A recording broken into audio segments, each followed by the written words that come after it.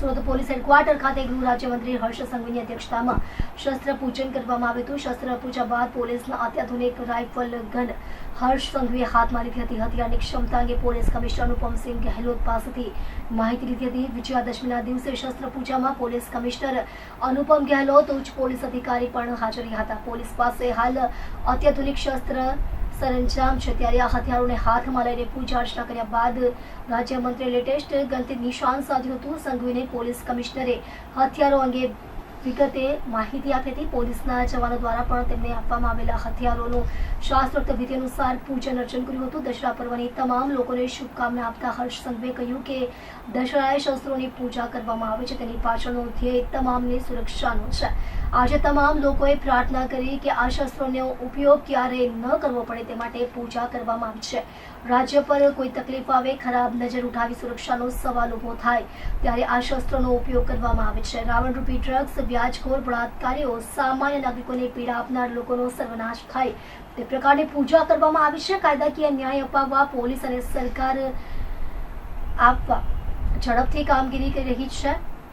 ગૃહ રાજ્યમંત્રી હર્ષ સંઘવીએ જણાવ્યું હતું કે આ વખતે વટથી તમામ લોકો ગરબા રમ્યા અને મોડી રાત્રે પણ જમીને ઘરે એટલે કે દરેક હોટલો મોડે સુધી ખુલ્લી રાખવામાં આવી હતી, જે માત્ર પોલીસ જવાનોની મહેનતને કારણે શક્ય બન્યું।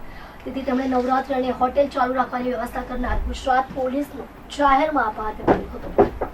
અધર્મ પર ધર્મના વિજયનું પ્રતીક એવી દશેરાના પર્વની આજે આપ સૌને ખૂબ ખૂબ શુભકામનાઓ। ભગવાન શ્રી રામચંદ્રજીના ચરણોમાં વંદન કરીને હું પ્રાર્થના કરું છું કે આપ સૌની મનોકામનાઓ પૂર્ણ થાય।